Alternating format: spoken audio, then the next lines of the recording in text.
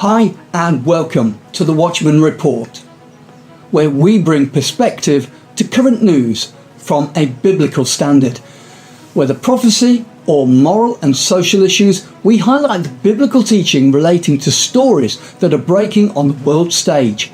And in this issue, we examine the phrase occupation or colonialism.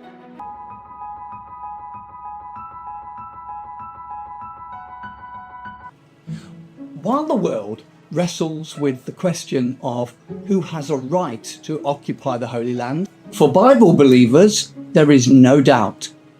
The land does not belong to Israel nor to the Palestinians. It is a land which the Lord thy God careth for the eyes of the Lord thy God are always upon it from the beginning of the year even until the end of the year. Deuteronomy 11, verse 12. It's very clear. When Abraham first entered the land, he came to Shechem, which today is in the heart of the West Bank. While there, God promised to give him and his seed the land, Genesis 12, verses 6 and 7. And in the next chapter, the promise was reiterated and made perpetual. To thee will I give it, and to thy seed forever. Chapter 13, verse 15. Competing claims of Jews and Arabs regarding the land have been a matter of contention ever since the Zionist movement emerged in the late 19th century. But since the Hamas attack on southern Israel in October 2023, that debate has become much more heated. Israel's stern response to the Hamas attack has triggered anti-Israel protests around the world. If we pay close attention to the rhetoric used in those protests, we can see a definite and significant shift in the language being employed. In 1967, Israel was victorious from the Six-Day War. Its forces drove Jordan out of Jerusalem and the West Bank, Egypt out of the Gaza Strip, and Syria from the Golan Heights. Despite the opposition of most nations, Israel subsequently annexed Jerusalem and the Golan Heights. Israel formally withdrew from the Gaza Strip in 2005, although its troops are now fighting there. But it has continued to occupy the West Bank. Evolving rhetoric. Since 1967, there have been calls for Israel to end the occupation of what are now designated the Palestinian territories of the West Bank and the Gaza Strip. These calls were often accompanied by calls to reinstate the international boundaries as they existed in 1967. The United Nations has been at the forefront of promoting the concept of two states, Israel and Palestine, occupying the land more or less harmoniously. The vision is endorsed by most nations, including Israel's allies in the Western world. And in the past week, however, the language used by many of those protesting against Israel's war in Gaza, and now also in Lebanon, has deviated from the script with which we have been familiar since 1967. Chants such as "From the river to the sea, Palestine will be free," and "We don't want two states, we want 1948."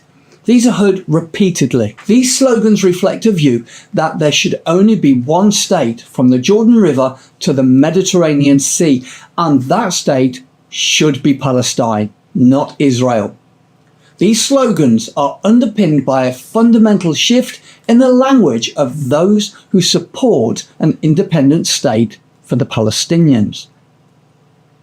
Increasingly, the word occupation is being replaced by the word colonialism. The more ideological driven use the phrase settler colonialism. This paints the settlement of Jews in the land not as a return to their ancient homeland, or rather as the dispossession of Palestinian territory by foreigners. Ignoring the fact that Jews have returned to the land from Africa and other parts of the Middle East, Zionism is seen as a malign European strategy to usurp the rights of the indigenous Arab inhabitants of the land, thus categorizing the Jews as interlopers in the land promised to their patriarchs. There is nothing new in the rhetoric.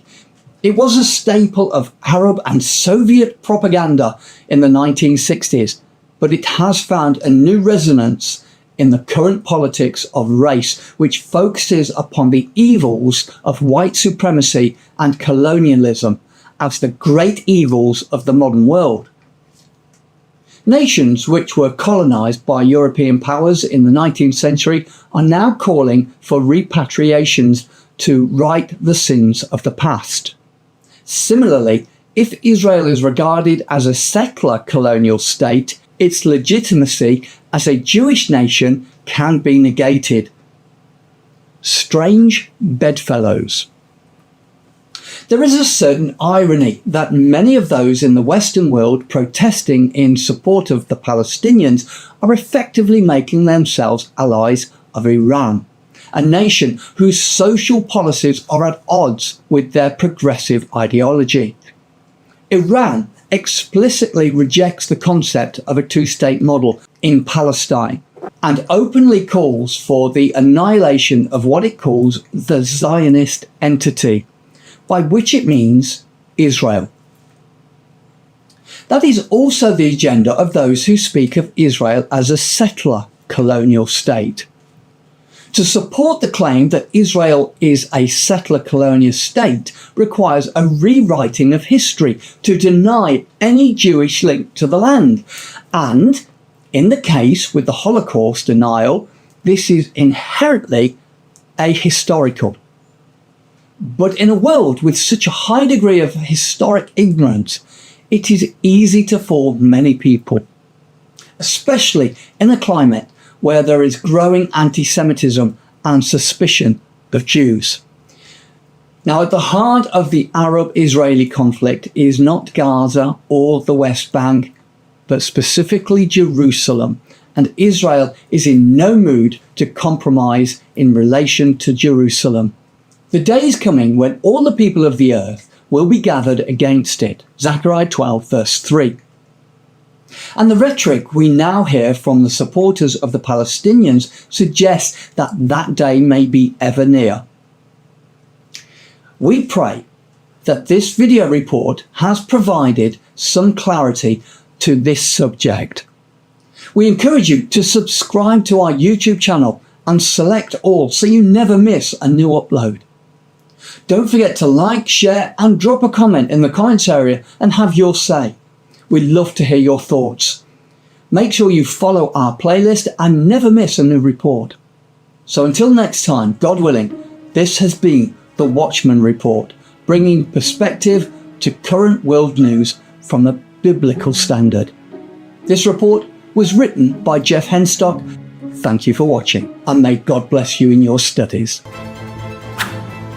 Don't forget to hit that like button. It really helps the channel grow. Drop a comment in the comments section and let us know what you thought. And make sure you subscribe and turn on notifications so you never miss a new upload. Please share it and spread the word. Thanks for watching, and remember to come back soon.